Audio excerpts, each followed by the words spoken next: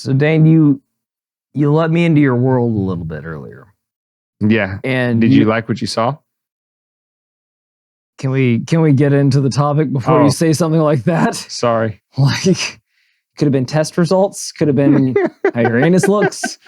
Let's let them know. Let them marinate a little bit. Oh no. Okay. Let that one marinate. Okay. So you inquired what I used to do in downtime in elementary school.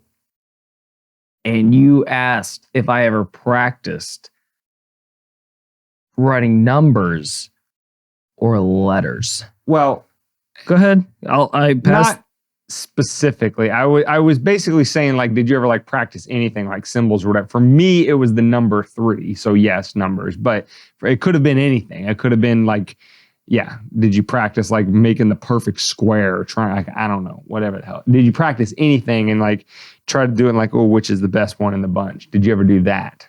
No, because I was fucking awesome. And I was running like movies in my head. I was quoting Ace Ventura. I was going over The Mask. I had really important shit to get through, not practicing something that isn't going to be. I mean, I don't mind getting. Go there. Finish that thought. That isn't ever going to be useful ever because now we use computers. There and we I go. saw the future. Like, listen, what I'm not doing were you that fucker that like everybody was about to get out of school on a Friday and they're like, oh, Mrs. Clifton forgot to assign the homework? Of course not. Okay. I only wanted to be perfect with myself. Okay. I'm not competing with anybody else. I'm the best version of me today because I'm better than I was yesterday. Okay. Even in elementary school with my that approach. I like that approach a lot better than I want to make Mrs. So-and-so or Mr. Such and such. Like we were both miserable failures that we truly wanted to be because you're not making movies and I'm not in a professional 3-making factory. Yet.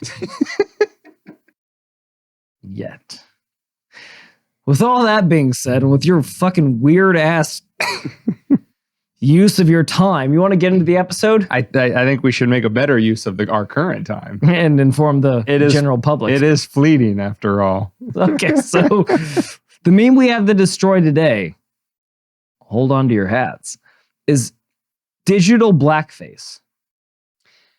I mean, generally just being white at all is a terrible thing to be. Don't bury the lead. Well, I mean, listen, when you bring up a phrase like digital blackface, it's pretty much implied of who the criminal actors are here. Yeah. Okay, so the Culture Corner. It's us. We are not the Culture Corner. No, we're the criminals. Yes, of the blackface. Yes, I mean, just period. Because you can't blackface a blackface. That's just double stuffed. Wouldn't make much sense. But we're just bad people. Yeah. Because we are, obviously. We are incorrectly tinted, as it were. Lacking tint. It's almost like that's a racist view. Anyway, Culture Corner. Nashville hot. And we'll just let you guys decide what the fuck that means. Epstein didn't kill himself. Tick, tick, tick, boom. TikTok's gone. Yeah. Or is it? You know, on the one hand, we could say, you nuked us enough times. Serves you right, you prick. Sorry about the nuking, but, you know, we actually have principles, so we'll let you hear where we stand on that particular issue. And then, check this one out. I'm going to have to, lips, teeth, tip of the tongue. All right, and then the main topic is Trump indictment. It's not exactly how you pronounce that word, but I like it. Really? Go on. Okay. How do you say it? Indictment. The C is silent. I don't know if you're familiar with the English language, Dane, but the C is very seldom silent. Sometimes it's an S, which is super tricky, but the C is never silent. Like the D was not silent in Django. Fair enough. Let's be honest. But after all that, it's been a while. It has been. And we've got some things to discuss on the back end of this drop-in. You ready for it? Let's do the drop-in first, though. Let's.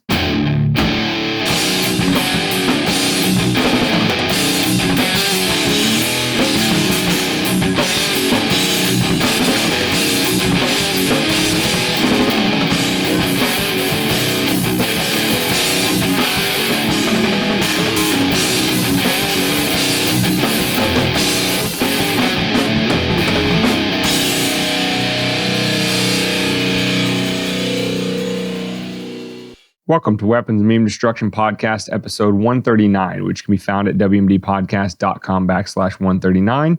You can get it on any podcast catcher. Just search Weapons of Meme Destruction. You can get the videos on YouTube, Rumble, Odyssey, and then you can also link up with us on our non-podcast social medias, Twitter, Instagram, TikTok, I guess, for the time being. Who the hell knows? You can get in the private members-only Facebook page for $5 a month. Just go to wmdpodcast.com and the Support Our Work tab to figure out how to get there. And then you can also link up with us on Float, and I don't think I'm missing... Tribel. With that being said... My heart, it's so full right now. With that being said, let's jump into the meme segment of today's show. We're talking about... Before that, Oh. we have an apology. Oh, yes. Apology. Yes, that is true. When you said back end, you meant back end of the jump in. I was thinking back end of the episode, but... Yeah. No, let's get to it. We need it at the front, yes. But we, and by we, I mean myself and the mouse royal. And the mouse in my pocket, are sorry for not giving you an episode last week. I was derelict in my duties to keep my tires up to date. And one of them blew out on me on the way up here. But as you can see, I'm fine. Everything's fine. I did the prudent thing, pulled off to the side of 95, got a tow truck over to David's and ride over to the... you're going to... David went and picked you up. David we picked me enjoyed up, so I didn't nice, have to sit there for a couple hours, but then the tow truck came and towed it to David's house. episode of Poop Hoarders. That... I forgot we did watch that. Oh my fuck. If you haven't seen that episode of Hoarders, don't watch it. For the love of all things holy. Or if you're really down on yourself and you're not feeling so good about yourself and you're like, my life is in shambles, do watch that episode because you'll be like, you know what? You'll feel like the king of the world. I'm not doing so bad. That's right. At least I'm not that guy. And if you have no idea what we're talking about, good on you. You probably aren't watching this podcast. But drop us a comment in the comment section wherever you're listening or watching this particular episode, and we will tell you exactly what we're talking about. But not going to waste any more airtime on that catastrophe. But anyway, got a new tire. Going to get 3 more new ones tomorrow, so I'll be fully stocked out. He was playing his cards by driving all the way back to and from. Exactly. I like to figure out when I need 4 new tires by letting at least one of them blow up while I'm driving. Let it go to waste. Waste not, want not. In this economy, Dane. I feel like if you change them before at least one blows out, you left some tread on the tire. What? Pun intended. An iceberg melted on your watch. That's right. We can't have that here at the WND podcast. That's right. There's a lot of fossil fuels that are burnt into a lot of child labor, making a lot of slavery, making tires. Okay, so make sure you get everything out of them you can. Yes. Anywho, so now I'm here for this week. I apologize for missing last week, and back to your regular scheduled programming. With that being said, today's meme section, we are talking about an article over at CNN. Is this labeled an opinion piece? Because God save them if they're like treating this as actual media or news that's worth consuming. Does it label it? Oh, no. It's called Analysis by a John Blake. Pause. Must have been a slow week in the media. I don't know if I've ever espoused my absolute contempt for people that have 2 first fucking names. I think you can never the subject. You can never trust them. You can never trust these fucks. It's like John Johnston. It's like, that's close enough. Or David fucking John, like Smith. Like, I guess Smith is the last name. I'm drawing a blank on things, but you get Jason Blake. What's his name? John Blake. John Blake. Might as well have been Jason. And it just might as well have been Jonah. It never fails. The little picture that's next to their name on these articles. Does he have a Ukrainian flag? I mean, you wouldn't be surprised. We should probably find him on Twitter to see if he does. As a matter of fact, now that you say that, I am going to click on his Twitter and see if it does. But like these people always look exactly like you would expect them to look. Like they are big city liberals that have never experienced anything in the world other than, their little echo chamber that just tells them how great their idea is all the time. And you know what you should do? You should definitely write that down in a mainstream media source so that millions of people can read it, because it's going to do nothing but good things for society. Side thought. Yeah. Do you think the reason they they white so much about, I can't say right. No, exactly. Is that, do you think the reason that they write so much about white guilt is because they grew up in the midst of it and feel guilty about it themselves? A little Freudian slip, if I might say. Like, because it seems to be, for all of their, beating of the drum at CNN, it looks like I see a lot of white reporters, a lot of white broadcasters, a lot of white writers. And they're sitting over there, white people are bad. But well, listen, with Mr. Blake, you're only half right, because I did go to his Twitter. Oh no. He does not have a Ukraine flag, but he has wrote a book. And we're not going to dive any more into the psychoanalysis than the title of this book. But keep in mind what David just said. Pens and needles. Is Mr. Blake is biracial. Oh. And the title of his book is more than I ever imagined. What a black man discovered about his white mother he never knew. Not going to read that book, Mr. Blake. Don't really care. What I do care about is the fact that you are spending your time and effort writing articles like this at CNN last week. Quote, "What's digital blackface and why is it wrong when white people use it?" I'm just going to put two and two together and jump out on a limb and say that based on the title of your book, Jonathan, and this article from CNN that I actually did read, you probably are not too happy with half of yourself. So, to David's point about white guilt, et cetera, this sort of that's even view of the world might have some impact on. I'd argue that's even grosser or whatever. It's even more disgusting is that he's turning on his own mother, unless she abandoned him. Which explains a lot of things. She could have been an Eminem type mother, we have no idea. Syndrome we have no idea. Obviously haven't read the book. We just said that. Clearly. So, but if she did, and if you're using this kind of angle to move yourself down the media pipeline and advance yourself in your career, that is truly disgusting. But I can't wait to hear what you have to say about digital blackface. So I'm going to summarize the argument for you. It has been a couple days since I read the article, but I'm going to summarize it for you. And then David and I are going to give some thoughts before we move into the culture corner. So digital blackface is, in Mr. Blake's analysis, the 21st century version of the sort of minstrel shows. These were the late early 1900 shows where they would have white actors paint their faces black, and they would paint their faces in such a way as to caricature black features, and then the roles that they played in those shows would also caricature what the white actors or the producers of the show thought black people were like. Exactly. To either, for whatever reason, but always the implication is, if not intentional, it was definitely implied to be negative, derogatory, whatever. It was always supposed to insult rather than, do anything other than that.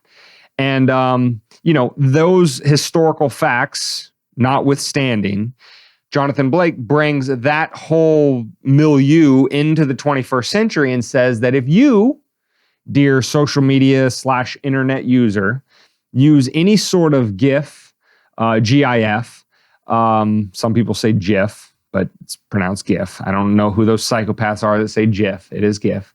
GIF is peanut butter and it's delicious. We're talking about choosing GIFs. Moms. Is that if you share GIFs of black people doing things, if you share any sort of media at all, and you happen to have the wrong colored skin, i.e. white, you are engaging in digital blackface. And his argument is because the GIFs or any sort of other media depicting black individuals is usually in them expressing themselves in a way that is, I guess, the way he phrases it is like emotion on 11. Is like, again, this is according to him in the article, is that these things are shared around social media because, you know, the people depicted in the GIFs and stuff are like over the top with their emotions or the way they describe things or whatever. And so he says this places all of the emphasis on black individuals to be the sort of comedic entertainers that, you know, white people share. And that's why they're not supposed to share it. And when they do, it's blackface and blah, blah, blah. That's the argument in a nutshell. Take it or leave it. As far as the analysis goes. But David and I have some thoughts on how this sort of worldview and sort of painting a whole group of people as bad guys for sharing funny pictures and things like that is not probably doing a world of good for race relations. And I would think that someone like Jonathan Blake, or was it Jonathan? Yeah. John Blake is probably a fan of making race relations better, but like he's not exactly an actor trying to do it. He sounds like an NPC. His name sounds like an NPC. I think that's what I really hate about two first names. Anyway, moving on. I guess we should cancel America's Funniest Home Videos. Because all that is a bunch of white dudes getting nut shots. And that disparages the white community. Because that's them enacting themselves in a more excited, emotional phase. But hyperbole aside, what is he really doing with this article? Because I immediately am drawn, and I think it was the video that was attached to it is, what was her name? Ain't nobody got time for that. Kimberly Sweet Brown Wilkins. Oh, Sweet Brown. She said, I didn't grab my shoes or nothing, Jesus. I ran for my life. And she said, I got bronchitis from inhaling the smoke. Ain't nobody got time for that. And then all of a sudden, they made a fucking viral video before, like, she was one of the first viral videos that I remember. And then I'm pretty sure she made a huge monetary gain out of that viral video, which launched her from poverty to where she's doing quite well for herself right now. So that being said, if you're saying we can't even engage with something that's generally entertaining from another race, what are you doing? That's segregating. That means that we can't interact with that population. Okay, cool. And then why stop there? Let's not let them drink out of the same water fountains as us, because that would be racist for us to drink their water. Let's not have them watch our own movies. Let's not have them use our same restrooms. What are you doing? You're fighting racism by being racist, by installing racist tactics? You know what? I've got an idea. Dane, white people have had too much money for too long. They've had too much influence for too long. They've had too much food for too long. They've had too much electricity for too long. They've had too much water for too long. And by God, why stop there? They've breathed too much air for too long. Have I gone too far yet? Yeah. If you said that, okay, just take whatever the fuck they say and just flip it around on its head. Say, black people can't use white videos anymore. Holy shit, that's fucking racist as shit. Well, then to say it to the opposite would be racist as well. It's if you judge anything on the color of their skin, that's racist. Rather than the content of their character, as a rather famous civil rights leader was fond of saying. Again, it's if you judge anything based on color, you're the one with the problem, not the rest of us. We shared the video of Sweet Brown because it was funny as fuck. We shared the video of hide your kids, hide your wife, because it's funny as fuck. It was not only funny, it was authentic. It was people in the moment expressing how they really felt in a very unique way about an event that would put all of us on edge, and the way that we all would react to it would be in a very different way.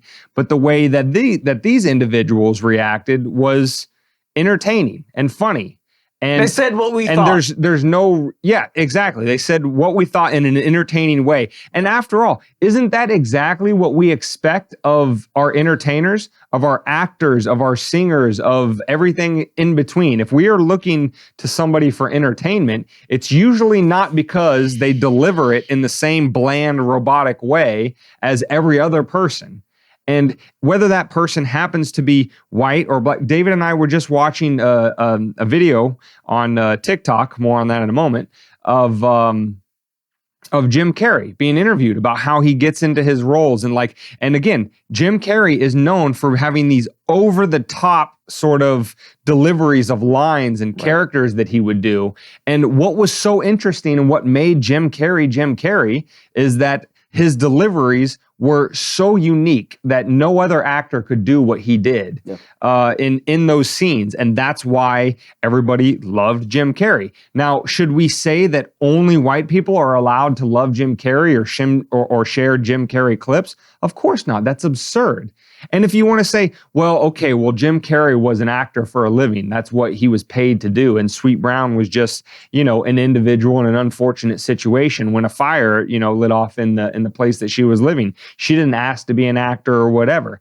Okay, fine. I hear that as far as it goes, but nobody was treating that clip and saying that she was a bad person or putting her down or anything. It was shared for its entertainment value. Did that clip hurt Miss Brown? I mean, or did it help her? You said that she made money off of it. I don't know if she did. I did look up. She does have an Instagram with 15.9 million followers, and it says 15.9 million. No, not million. Geez, thousand. Sorry, okay, 15.9 thousand. And it does say she has trademarked her name. It says Sweet Brown trademark, and then underneath of it, it says Global Rockstar Agency at gmail.com. So it seems like she's probably represented by an agency of some sort. So what I'm saying is she has more clout and ability to use her name, image, and likeness to generate revenue if that's what she wants to do than David or I do. So why can't we be entertained by a gif or an interview that she gives? No one's judging her on it. And I think the real problem comes with the people that write these articles. It's not their intention to get to the root of evil. It's their intention to segregate us again. It's to draw another line in between the facets of our culture to separate the population into another segment. It's their intention to profit or otherwise gain clout off of racial division. By doing nothing, by the way. Now, they will tell you that they are doing the exact opposite. By writing articles like this, they're just trying to bring awareness by saying that you're a terrible piece of crap, scummy white person if you share a gif of a black person because you're engaging in digital blackface, and that somehow is going to do wonders for race relations. It's not. And when you say things like, well, just let me give an example from the article. Well, David, if the camera's going, they're going to see it pop up. I'm trying to help it. Hey, Be natural. My flag fell down. Did you guys see that? Be natural. Just pick it up, for Christ's sake.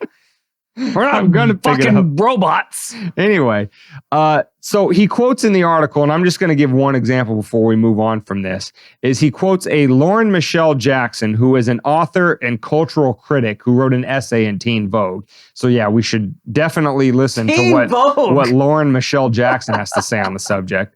And she says, quote, if you're not sure how to define digital blackface, it says, quote, it includes displays of emotions stereotyped as excessive, so happy, so sassy, so ghetto, so loud. Our dial is on 10 all the time. Rarely are black characters afforded subtle traits or feelings. Now, that's one way to look at the world, Lauren and John. I'm sure that anybody can look at a situation and see whatever the hell they want to see in it. But what you just described is purely in your own brain.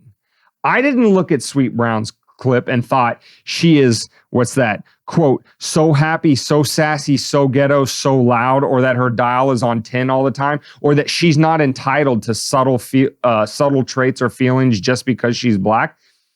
Thought never crossed my mind. I was like, hey, funny clip. I got a laugh out of it. Maybe my friends will also get a laugh out of it. That's it. That was the end of the analysis in my brain.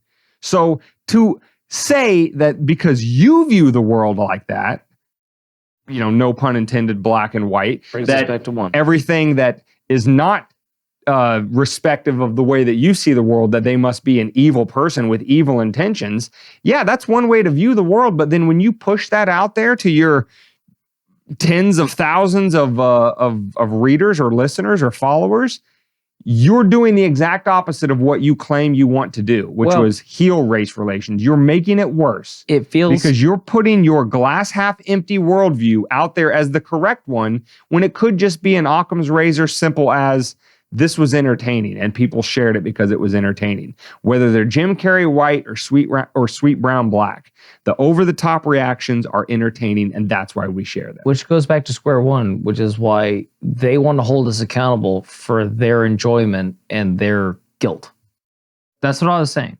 It's like they enjoyed it just the same way as we did, and then they equated all these things that go back to the church of democracy or liberalism or whatever the fuck they go to, and they say, well, within my church that's wrong, so I'm going to hold all you accountable for me laughing at it, and I'm going to write an article that'll stop this in the milieu forever so that I don't feel guilty about just being human for a second in the disciplehood of liberalism.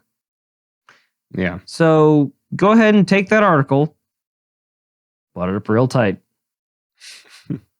Anyway, Dane. Exactly. Moving on to the culture corner, we're talking about the Nashville school shooting this week. And basically Eggshells. Where and why that narrative is being pushed in certain directions by certain groups and how dangerous that is for all of us. Now, on the one hand, you have the radical leftists who are saying, or at least implying, that this was to be expected, or probably shouldn't blame the shooter too much because, don't you know, Tennessee just recently, I don't know if they passed it or if it was still going through the Tennessee legislature at the time that it happened, but they are considering putting bans on, quote, gender affirming care, and that this is retaliation against Tennessee for doing that, and that somehow that makes it a little bit less wrong than it actually is. And then on the right, you have people who are allegedly pro-Second Amendment, anti-gun control people who are now saying, like, see, this is why you can't give transgenders guns. This is why we got to regulate guns, why we got to have gun control over certain groups of people not having it. And it's just like, do none of you people hear yourselves? It's just to get one over on your political opponent, you're ready to jettison everything else that you allegedly stood for not 5 seconds ago. Principles. If this isn't the exact definition or the exact showcase of how these people have zero principles and will say whatever the fuck they have to say to get reelected, more funding, more this, more that, this is the microcosm. Every time they stick to the narrative. So now Republicans are going for gun reform and Democrats are going for more psychiatric care for these people? No, they're saying that. I mean, not all they're of them. doubling Again, down while the Republicans are backtracking. This is a small minority on the left, I'm willing to concede, but suggesting that either because it was a Christian school, that it was somehow deserved. The kid grew up in. Because don't you know that Christians are these stupid backward people that are trying to literally genocide transgender people, and so they probably deserved it. It's fair. Is the subtle implication there. or B, that the state of Tennessee is being punished because its elected representatives are considering legislation, again, if it hasn't already passed, I'm not sure where it stands, but is at least considering legislation that removes gender affirming care from the transgender community. And then that is further evidence of a genocide and against transgender people. So it's somehow warranted. So no, they're not even going the direction of these people need So they're almost psychiatric making help. excuses. They're saying you deserve it, essentially. Yeah. So isn't that interesting? So let me get this straight. Columbine didn't deserve it. Sandy Hook didn't deserve it. Stoneman Douglas didn't deserve it. No, right. But you don't deserve it if the shooter is a cis straight white male. If the shooter identifies with a political ideology or a But all of a group sudden, that we like, then maybe you deserved it. when mental health comes into play, all of a sudden. But we can't really say that either, because mental health came into play with all the other shooters, because all the other shooters clearly had... And they would never say that this was a result of mental health, because they would never concede that transgenderism has anything to do with mental health. Because they can't. It's not. Because it's part of their according doctrine. to them. Correct, right. In the holy church of go fuck yourself. Right. My point so being... the only motivation for this particular shooter, in their view, and again, this small minority on the left that suggests either outright says explicitly, because I have seen those as well, or implies that this happened is because it was retaliation for either the way this individual was raised in a Christian community, he went or she went to that school growing up, and what the Tennessee legislature is currently doing. They deserved it. That's the implication. They deserved it. It can't be mental illness. They deserve it. Can't be anything else, because this is a person. That sounds pretty cold-hearted coming from the bleeding heart liberals. You would think, right? One would say. Might I add, and with a tool that they rail against in all other contexts. They don't want to focus on the gun at all in this context. They want to focus on victim And they were blaming. saying that how tactical she was. It was. Oh, I mean, he was. Like, he knew to stay away from the windows. Like, she. Oh, I'm sorry. Did I misrepresent their pronouns after it was a biological female. It was a biological female that... Yeah. So I wasn't misrepresenting them. No, he. You were correctly gendering by saying he. In their view. In my view, that biology is determined by what your chromosomes are. You were misgendering her. So I meant to insult. I'm sorry. She. Yes. She. So she learned a couple of tactics from Call of Duty to stay away from windows and to get high ground to look downstairs. And all of a sudden that made her, him, a tactician with weaponry. I mean, I don't know who was lauding her tactics one way or another. Oh, I can tell you who. The liberal media. They're like, oh, it was trained to perform its objectives because they knew to get high ground and stay away from windows. It's like, okay, how long do you want to hit on the periphery until you hit the main course? Is that nobody wants to deal with mental health in this society anymore. No one. We want to send people over to fight for justice, freedom, this, that, and the other. But once they come back and they're mentally scarred and changed, we don't really want to help them out so much. So what are we going to do? We got to save money in the government because we can't balance this budget. You know, we got a couple of $1 trillion in the hole. How are we going to solve this? We just won't help the people that we sent over to blow up other people that got blown up themselves. We won't help them so much. But we'll help other people because it helps our objective. Yeah, and I mean, listen, we've said all we probably need to say on the left side of the ledger because, again, there's no defense of a position that this is somehow less evil and gross just because we happen to like the person who did it and that maybe there was a reason for why they did it because they're not just an evil bastard that, went and killed kids.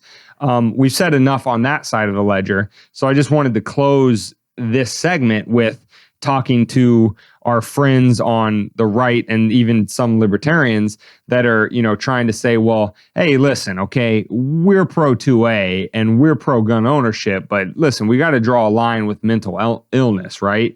Okay, as far as that goes, but just keep in mind that once you open that door, and they already wanted to do this over the last couple of years, it's a very short step from that to a reclassification that anti-vaxxers or bigots or anti-government people have a, quote, mental illness sufficient to deny their rights to guns.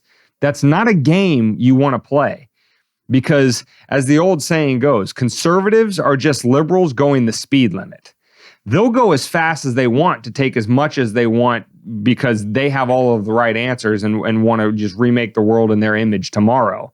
You just want it to take a few years to get there. Don't play that game with them. Do not play that game with the left. Because as soon as you start saying, oh yeah, well, I think we should have some red flags here, and I think we should maybe not let this person have a gun or that person have a gun or whatever, you are fighting a losing battle.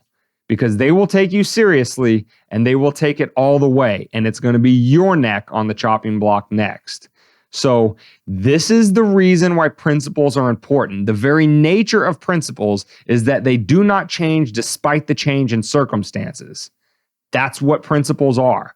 If you have them, great, stick to them. But you do yourself much more and the broader liberty movement or pro-gun movement, much more of a disservice if on the one hand you say, I'm a principled pro-2A person, and then on the other, just because you didn't like who this person identified as or the political side that they can be attributed to because they're transgender, so we can probably say they're on the left, just to score some cheap political points, you want to jettison everything you said over here to justify taking guns away from a group of people that didn't do anything wrong. This individual did, but the group of transgender people as an entire segment of society didn't do anything wrong. There's no reason to take their guns away.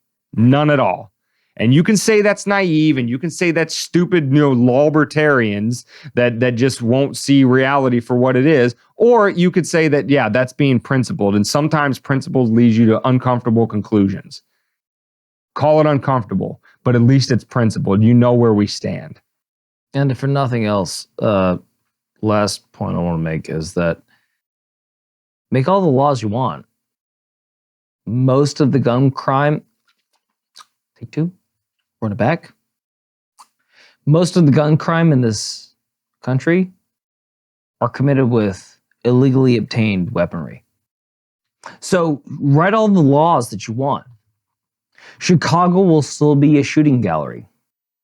California will still descend into disarray. And New York, hate to tell you, is still going to go further down the rabbit hole of people being law-abiding versus the people that are not law-abiding. And we'll see where they stack up. My whole point being is that just because somebody shoots up a school with a legally obtained weapon does not mean that they legally obtained it themselves. So all this is conjecture. All of this is fodder. And all of this, it gets in the way of the true tragedy that 3 children died. And then I think another 3 administrators, either teachers or... 6 people, 6 in total. 6 total, I think, 3 children. kids, yeah. Right. 3 people lost their lives. And we needed to figure this out fast because it's not slowing down. We get 1 or 2 a year as we're going right now. And to go draconian and create laws and think that it's going to solve the issue is short-sighted at best. That's all I'll say. Right. Criminals don't follow the law. Speaking of passing laws that do nothing but screw shit up, Hey, We have nice the segue. TikTok ban, ostensibly coming under the name of the quote unquote Restrict Act. And David and I were just talking about this before we hit record on today's episode. Is for once in their godforsaken lives, politicians appropriately named a bill because, you know, as we are fond of always pointing out, the name usually does or actually is the exact opposite of what it says. But the Restrict Act is exactly as it says. It restricts you a lot. And isn't the timing so coincidental that not 2, 3, 4 months after Elon acquires one of their biggest social media outlets, that all of a sudden TikTok becomes a problem? Another social media outlet? In line with Instagram, in line with Facebook, in line with Twitter. I mean, now they want to make rules. Because of TikTok's parent company being a Chinese company, ByteDance, there's been talks dating back to the Trump administration, basically since TikTok has been around, that, you know, there is political capital, political hay to be made in banning it because it is linked with the Chinese Communist Party or whatever, which is a rather interesting thing because I didn't know this until Rand Paul in testifying on the Senate floor against the Restrict Act. We'll have more on that in a moment. I didn't realize TikTok is actually banned in China. Shocker. And yet the land of the free, the home of the brave, I was going to say, the American politicians think it's a great idea, and more these days, to follow the lead of the totalitarian Communist Party in China. It's strange how that works. But to put it in a nice little package with a bow on it for you, the Restrict Act is basically, and here's your Epstein moment, the Patriot Act on steroids. The Restrict Act allows the federal government to regulate virtually any device that connects to the internet. We're talking Ring cameras, we're talking cell phones, we're talking your wireless router. Alexa, play my fucking rights are gone. Anything that connects to the internet. And it goes a step further in that if you try to use any sort of tool to circumvent the government's spying on you all the way into your very living room, VPNs and the like. Yes, virtual private networks. You are subject to 20 years imprisonment or a $250,000 fine. Well, doesn't that seem very anti-freedom to me? It is super anti-freedom. Now, tracking back to the Culture Corner, where we really were banging the drum about sticking to principles, that's exactly what Rand Paul did in standing on the Senate floor, going against his party, because this is being pushed largely by Republicans. It does have bipartisan support, but it's largely being pushed by Republicans because don't you understand, you stupid voting citizen who doesn't ever think any further than 2 inches in front of your nose. This is a simple cut and dry issue of getting one over on China. And don't you know, China's our top enemy. So unless you love China and hate America, how can you possibly oppose this completely blank check, open-ended, arbitrary grant of power to the government that would make the ones who drafted the Patriot Act about 2 decades ago blush? But that's exactly what Rand Paul did and said, no, this is not a good idea. Blank checks to the government in terms of more power to spy on the American people, even more than they already do and are allowed to, circumvent federal law and the U.S. Constitution under the Patriot Act, is maybe we shouldn't do this. Maybe free speech should actually still hold some purchase in American society, and we shouldn't allow the Restrict Act to go forward. That was essentially Rand Paul's argument, and largely, definitely within the Senate. I know there's people in the House like Thomas Massey who will echo the same sentiments, but largely in the Senate, Rand Paul stands alone in making these objections. I'm not saying that he is the only one, but he is one of very few. And it's a sad day that one member has to do that to save 330 million of us from the 1984, dystopia that is right around the corner. But that's where we are. And regardless of whether he's a Republican or a Democrat, if you are enjoy any amount of privacy left in your life, call your own representatives and senators and say, hey, move your vote from the ledger on the opposite of Rand Paul to his side, because this is bad and it should be killed with fire. How else am I supposed to look at risk young teenagers shaking their ass on the interweb for popularity? Well, how else am I supposed to get my news delineated to me in short little one segment clips without social media? Like, why just focus on TikTok? Why not focus on all the other things? That's the point. Oh, so now the government will have control over social media like they didn't before. Right. Interesting. TikTok is the Trojan horse. There's no, and as we say, and it's precluding the main topic, which might be a nice segue, is that once one falls, then everyone else is subjected to it. Kind of like canceling Alex Jones leads to being able to demonetize or deplatform any channel that's viewed as, I don't know, espousing, what do they call it? Misinformation, disinformation, and malinformation, right? That's the three topics nowadays. Yeah.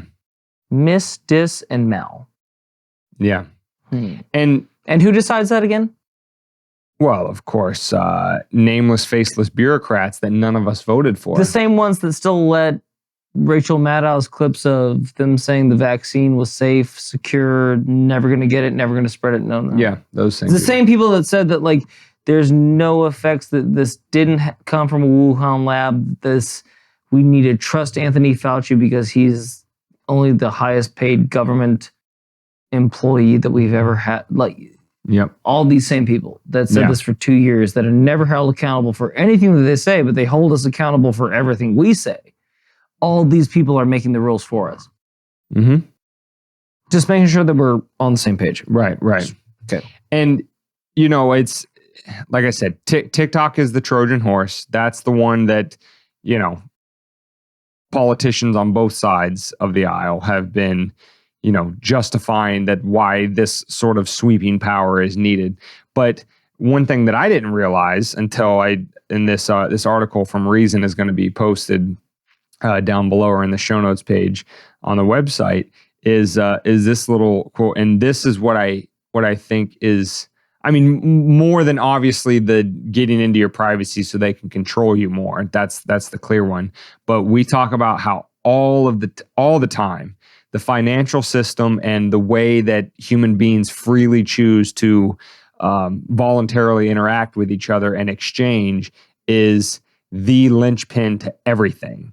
If they don't have control over the money supply, they can't just print it every time they want to go drop bombs halfway around the world on a wedding or a school full of children, right? If they can't just print money to do whatever it is they want to do, whether it be that stuff overseas or whether it be give handouts to people here at home while the value of your dollar is inflated away, if they can't do that, they have no real power at all. And this is why something like Bitcoin is such a decentralized ledger that nobody has control over is so dangerous to them. And this is from Coin Center that wrote, quote, although the primary targets of this legislation are companies like TikTok, the language of the bill could potentially be used to block or disrupt cryptocurrency transactions, and in extreme cases, block Americans' access to open source tools or protocols like Bitcoin. So this next segment of the WMD podcast is brought to you by Bitcoin. If you haven't bought some Bitcoin yet, go buy some Bitcoin. You should really look into it because money's gone down and Bitcoin's gone up. Bitcoin, the best way to spend your money today for your money tomorrow.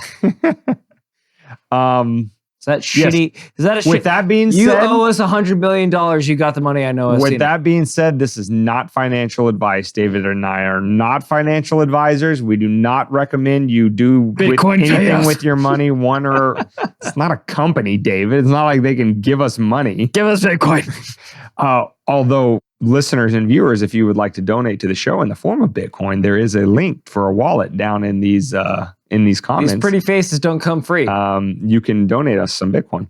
But that is usually a pretty good litmus test I use to navigate my life is if the government is attacking at full force from every direction, it's probably something I want to be involved in. You might want to look into it. Pretty good reason why they don't like it. And if they don't like it, I do. And that's not just merely contrarianism. So what I just heard, these people are trying to rule my life and yours. Is that Epstein's Island is something that you are interested in? Defend it. No, that was dominated by government people, top to bottom. They hate pediastry. They loved it. Well, so I want to stay as far away from that place as I can. They hate child porn. They'll smack you up for it. No, they use it all the time. How do you know that? I want to say, I don't know if it was child in particular, but there was an audit of a federal agency. It may have been the IRS a few years ago. Like a bunch of people got fired because like all day they were sitting at work watching porn. Now, I don't think it was child porn, but still. Like, thank God for that. I don't think. Still. I mean, but would you be that surprised? No. Because it's a government goddamn job. Have you ever mailed anything? Yeah. There is no reason I can get on a plane and in 5 hours I can be 1,000 miles away from where I'm at right now. And I give you a fucking parcel with 52 cents. I guess you get what you pay for at the end of the day. Like I give you a stamp with 52 cents on it and it takes you 7 days to get it to where I want you to go. Nothing takes 7 days anymore. You can order a fucking Laotian bride and she'll arrive in 4 in the properly packaged packaging. So think about that. Yeah. With that wonderful segue, the main topic is Trump getting one more time indicted? Indicted. Oh, got it. So just the people that were doing it were dicks. Correct. Got it. Okay, that's where we're on the same page. By the way, I don't have exact numbers, but apparently at the Department of Interior, one of the federal agencies. It's like this, only different. And this was in January 7th, 2020. An epidemic. The day after. Interesting choice of words, not 3 months before. Epidemic of government employees watching porn on taxpayers' time. Oh, wow, it was. I'm just going to read the first couple sentences. An epidemic of federal employees watching porn on taxpayer time has reached a new low at one agency where a veteran staffer... Or high, depending upon how you look at it. A veteran staffer, quote, viewed child pornography on a government computer on multiple occasions. The unidentified employee worked at the Bureau of Bureau of Land Management, which operates under the Department of the Interior, and admitted to investigators from the agency's Inspector General's office that he viewed adult pornography on multiple occasions, though he knew DOI policy prohibits it. Dude. Do you really need a policy to tell you that your employer prohibits you watching? I'm scared to type in what I'm into on my phone, and this motherfucker was doing it on a government-issued computer on a government-issued server while getting paid on the taxpayer's dime. Holy shit! The huevos rancheros on this guy have got to be muy grande. Yeah. No más pantalones para. In one case, a senior NSF executive spent at least 331 days viewing porn on his government computer and chatting online with naked women without getting caught. A separate employee accessed hundreds of Some might call that a fucking streak, by the way, during work hours in a 3-week period, and another was caught with hundreds of photos, videos, and slideshows containing porn. Here's the key. What do we always say? Is there accountability in government? That too. Is there accountability in government? Not porn links on work computers during work hours. But next sentence, government accountability. None of the public employees was subject to criminal prosecution, civil court action, or debarment. Though some got suspended in short periods of time, I'm sure with paid leave, I'm sure, because, paid by you, taxpayer. You don't get to say, I want the portion of my taxes back that paid that guy to sit there and watch kiddie porn on government computers all day long. You don't get to say that, taxpayer. As a matter of fact, if you say that, you're probably going to go to jail. This for tax evasion. Episode took a dark turn. It did. And it's not like we skipped to Malou in the light on this podcast. It's mostly just depressing shit. And I feel like we've gotten even more depressing than we normally do. Listen, I'm just saying, okay? Nominally libertarian podcast, not ashamed of that. Some people are going to stumble across this podcast and say, oh, well, that's just, your typical government hating libertarians. They just, exaggerate and make up stuff for reasons to hate the government. That was the most cursory Google search. Because they are, they're just, anti-establishment contrarians and they don't have any valid support to their opinions. And Nah. You typed in government officials child pornography, and that's the first article that you found. And it popped up with epidemic of government employees watching porn on taxpayer time. Christ almighty. It's not even, there aren't even ads in front of it, for God's sake. Oh, that article is from 2020. I have one from 2018 that says more cases of federal workers watching porn on the job. That led to COVID. Maybe if they'd been a little more attentive to the Wuhan lab, they wouldn't have said it was racist to say Wuhan lab while they were jerking off to child porn. So anyway, those are the people that represent you. And those are the people that are indicting President Trump right now, Dane. Correct. Nice segment. Those I want to get a little credit right there. That was a good one. That was not my clunky segue at all. was those moral titans, those paragons of truth, honesty, and justice. Tell us which way we should be traveling. Are telling you not only how you should live your life, but also whether former presidents should be behind bars. And how you should be thinking. And we're not really, listen, I don't know if David holds the same opinion, but I'm of the view that every single one of them should be behind bars, should be in cages, and for a hell of a lot less than what Trump is being charged with. Essentially, what Trump is being charged with is, of all of the things that they tried to stick on him, paying a prostitute. It was his payment to Stormy Daniels, but not just that he paid her. It's the fact that he apparently cooked the books to pay her because he didn't want it to go on his books of, I paid a porn star hush money because I was married at the time. You mean he funneled it through his lawyer, Michael Cohen, to be able to write in the books, hey, I paid my lawyer X amount of money, and but it was actually going for that. That's what he's being charged with. Fraud. Okay. Cooking the books. Okay. So he paid a prostitute to be a prostitute, but he did it through funds that weren't supposed to be used for that. And didn't acknowledge that that's what those funds were for. Man, if only there was a thing that had happened in the Oval Office. In the Oval Office. In our lifetimes. Now, hush money wasn't made. Or on an island that it took a private jet that was logged with all the recipients in it. And then the person that owned said private jet, that the people that flew on said jet to said island had sex with kids. And as we all know, having sex with minors is abhorrent. We should, after we get done convicting this monster Trump? Yes. Oh, okay. Trump. Of Obviously having the sex monster. with a porn Is star. there any bigger monster? Having sex with a porn star that gets paid to have sex, but has a loophole because there's a camera there. Therefore, prostitution in that regard is legal. Cool. Got it. Love these loopholes. Listen, we don't write the rules, okay? If they don't make sense, don't get mad at us. Love these loopholes. We didn't write them ourselves, but we have to play within them. After all that's being said, and then he threw an extra couple of Finskys, otherwise known as a tip, to a bartender saying, hey, shut the fuck up. Don't tell anybody.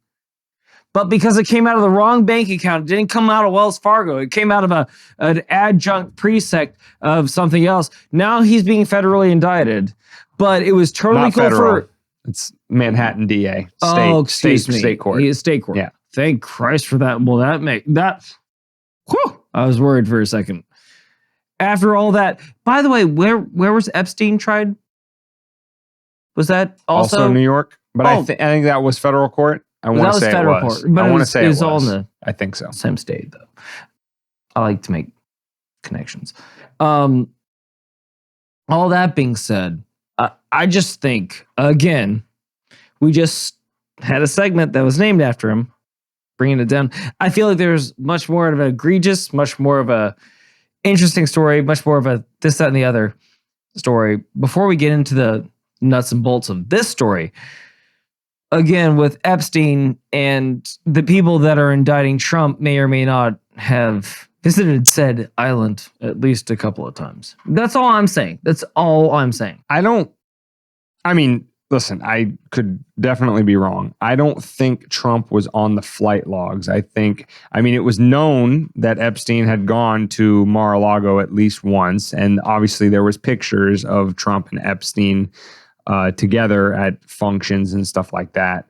But what his exact ties to Epstein are, I don't really know. But that is no more relevant than the specific details of the indictment against Trump, even though we gave you the most important details about what he's actually charged with and why. What's actually the most important here is the reaction to this, because we have an opinion piece from Politico that says, quote, here's the title, Trump seems to be the victim of a witch hunt. So what? Subtitle, it's hard to believe prosecutors would bring this case against anyone else, but that doesn't mean they're wrong. This is the general mentality. Now, I will say that this article is written by a former federal prosecutor with the U.S. Justice Department. So the article is written largely from the perspective and in the tone of, hey, listen, guys, this is a novel legal theory that they're charging him with. There's not really any New York or federal precedent for this. But everybody knows that the powers that be have been after Trump for a while. This is the only thing that they thought they could get to stick for right now. So this is what they're going with. And hey, you know what? If they can get him convicted on it, then what are we really upset about? Because the law is the law and who cares? That's the general mentality. And listen, David and I, again, not going to speak for David, but myself, I'm coming from the perspective of lock all these bastards up, every single one of them, left, right, and center, because they all got blood on their hands. And I'm talking about the president specifically, because, obviously like a Rand Paul or a Thomas Massie doesn't necessarily, they're not voting to go to war and drop bombs on other people. But the ones that do, the ones that want to spy on you with the Restrict Act, the ones that passed the Patriot Act, the ones that voted for every war of our lifetimes, right? The ones that engage in blatant market manipulation and insider trading, those laws, the that ones that actually did the exact same thing, called the Steele dossier, that lost the election, that said that Trump was a fucking Russian syndicate. Those laws that have a material impact on your life. Not whether a politician has sex with a porn star and tries to pay her hush money, but does it in a roundabout, underhanded way. Every single one of them should be locked up. Never mind the fact that the person that ran against him may or may not have a running tally on people that were close to them that have been killed in very suspicious ways. And I'm not going to say that... a lot of times what the Republicans are the argument they're making in this case is, well, this is and it is unprecedented in the sense that a former president has never been criminally charged with anything ever. This is a first time. It's literally unprecedented. Is that sometimes they'll make the argument of, you can't criminally charge a former president for something that was done while he was president. Now, he wasn't president when this happened. This happened during the 2016 campaign, so he wasn't president yet. Gotcha, bitch. But they generally make the argument that to do this to a president or a former president is somehow off limits, and I don't agree with that either. I do agree in the sense that no person is above the law, no matter what their station is, again, provided the law is constitutional, and the vast majority of them are not. But that's not where I want to go with this. Where I want to go with this is this is the first step to if we're not already halfway down the road to a banana republic. This is exactly what goes on in all those third world countries that we sneer down our nose at and giggle at, where they lock up their political opponents and they do everything they can to keep them off the ballot because they know that their hold on power is tenuous and so they can't have a legitimate challenger to them. That's what Trump was. That's what he will always represent. He will represent to the establishment that ranges from Hillary Clinton to Mitt Romney on the right. That establishment that says we have the right and authority to rule and only us. Anybody that we hand select from our group is allowed to rule and nobody else. And the voters in 2016 decided they weren't going to play that game and they will not let you forget about it until Trump is, probably literally put behind bars. So when Trump says, and this is not me going MAGA and, making a saint out of Trump or whatever, but when he says, they're after you, I'm just in the way, I understand he's saying that in a very self-aggrandizing, matter of fact and stuff like that. But there is that's about 95% true, is that what they do to him, they will love to do to you because, damn it, you shouldn't have voted for him in the first place. Well, here's the thing, Dane, and to hearken on to that point, and we discussed this off camera, is that it's the Alex Jones scenario all over again. It's like once you set the tone that you can cancel somebody, you can deplatform somebody, all of a sudden, once it happens, you open Pandora's box. And as we've said multiple times on this podcast, once Pandora's box is open, you can't shut it. So once you give them the power to deplatform, well, and of course, the first one that they're ever going to do is always going to be a martyr. They're always going to be the example. Like, well, we can't allow him to be on the platform anymore. He said that these were actors. He said that 7-year-olds didn't really die. Look at the pain he's caused. We're going to hold him accountable for more money than a drug company that pays us on the back end that has literally killed 10,000 times more people than Alex Jones even talked about in subjects. But we're going to charge him more money than we ever will hold them accountable for, i.e. Pfizer. You get it. So they're obviously going to make him look like a demon, which they have done through and throughout, and they've been getting wonderful ratings, by the way.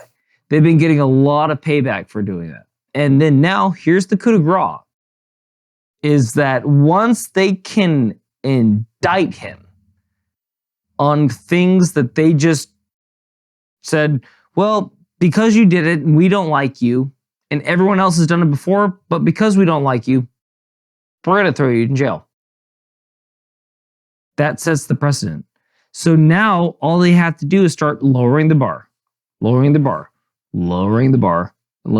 then eventually you can make a Facebook post. You could make a Twitter post. You could just say something out loud in a text with what was the act called? The Restriction Act? The Restrict Act, yeah. The Restrict Act. You could just send a text that they don't like.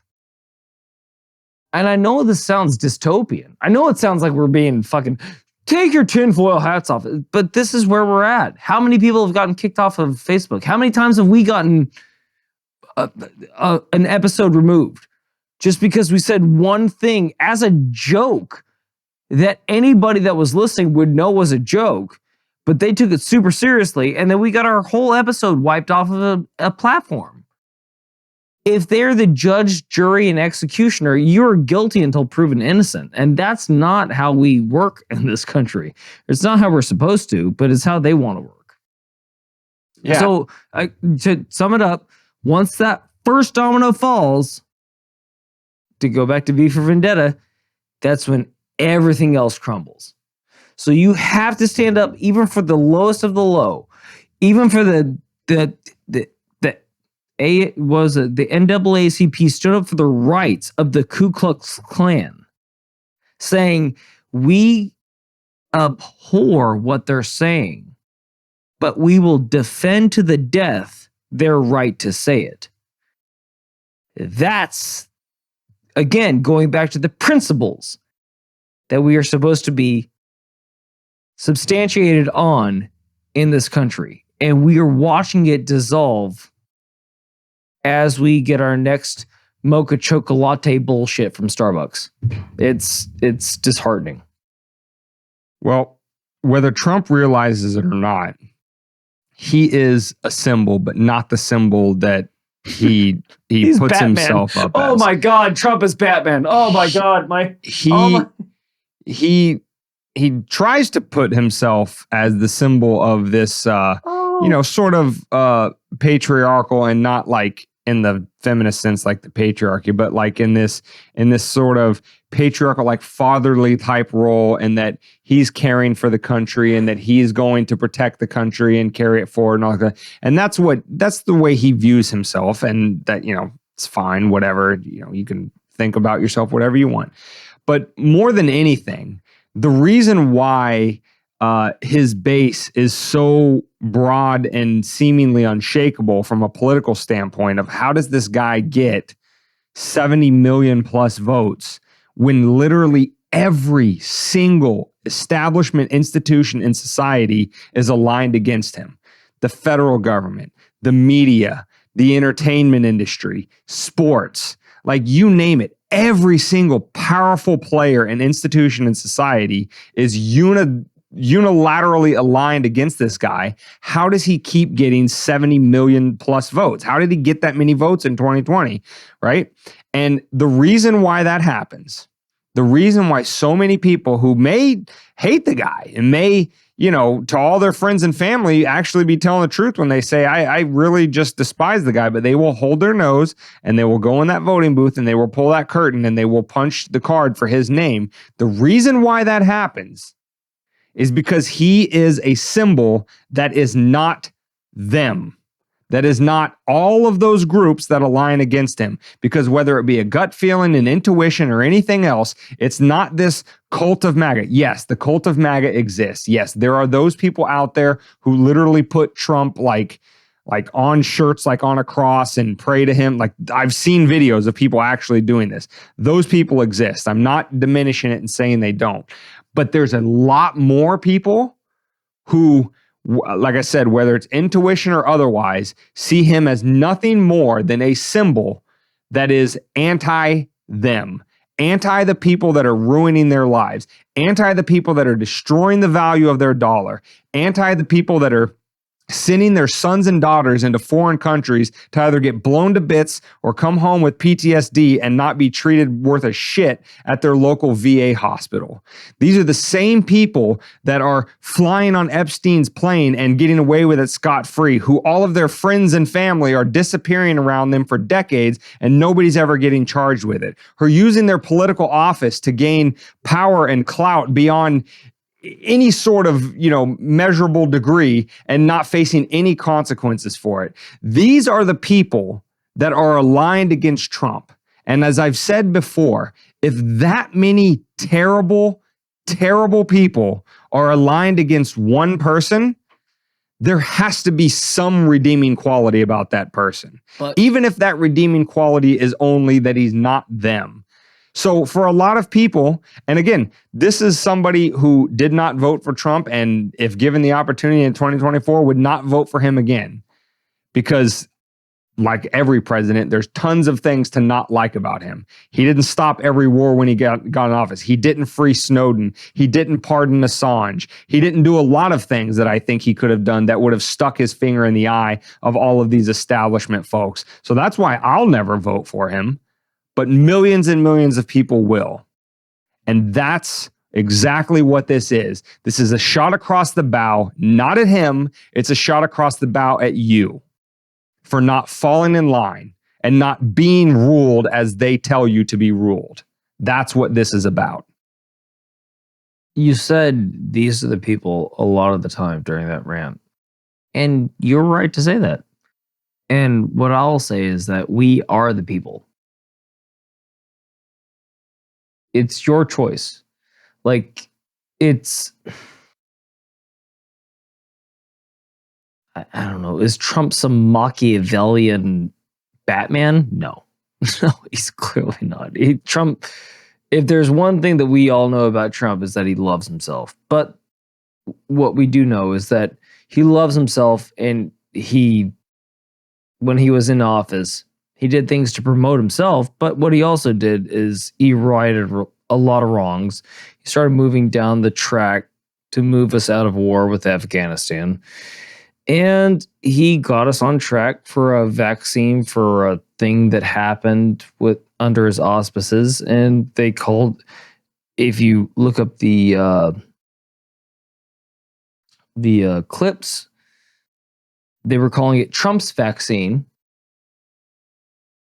before they got in office. And then all of a sudden they got in office, and then all of a sudden it became imperative that we all got the vaccine. So again, it was narrative. It's all just conjecture. It's all hearsay. It's all this, that, and the other. But again, I will go back to, of course, he is the cornerstone of everyone's problems at all times. Because as we all know, the media has never let go of him since he's been not the president. Because he just makes numbers. He makes the money. So they're always going to bring him up. They're always going to have him there. They're always going to have something against him. He's running again. Oh, he's doing this. Oh, he's saying that. They say that they hate him, but they rely on him. They're like a 16-year-old daughter. I fucking hate you, Dad. I want to go. You're not going to let me. Dad, can you buy me this thing? Okay, thanks, Dad. I love you so much, man. It's like, if they're that transparent, if they're not even being opaque with where their stance is, how can you take them seriously, number one? And again, number two, the more prevalent point is that if they get Trump on these, i.e. trumped up charges, which is, this is the point where I think that it's like they are playing 3D chess and we're just like playing checkers over here. But my lovely co-host over here says that they're not smart enough to do that.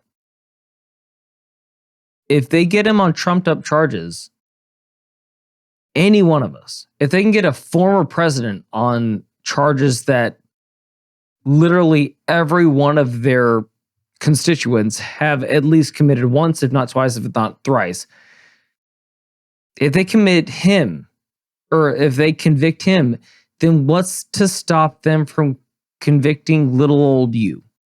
And that's the issue. Before Alex Jones fell, everyone was saying censorship on social media is bad because where does the buck stop? And the point is that it stops where they say it does. And when they aren't held accountable for anything that they do, which is why we brought up the Epstein and all that stuff, when they're not accountable for a fuck all thing that they do, but you're accountable for every thought that you have, that's called tyranny, my friend. And that's not America anymore. That's why this issue matters. Dane, I yield my time to you. With that being said, you can find this episode at wndpodcast.com/139. You can find it on any podcast catcher. Just search Weapons of Beam Destruction. The video on YouTube, Rumble, and Odyssey. You can link up with us on Twitter, Instagram, TikTok, Float, Tribel, and then you can also get the private members only page at Facebook. Just donate at $5 a month or higher. And then we will shoot you an invite over on Facebook to join that private members only page. And with that being said, I think we'll see what crazy things pop off next week on episode 140. Why would you say that, Dane? Why would you say that? It's anyway, always crazy. With all that being said, thank you so much for staying till now. Thank you for supporting the podcast. Like, subscribe, like you said. Stay safe. And more importantly, guys, stay free.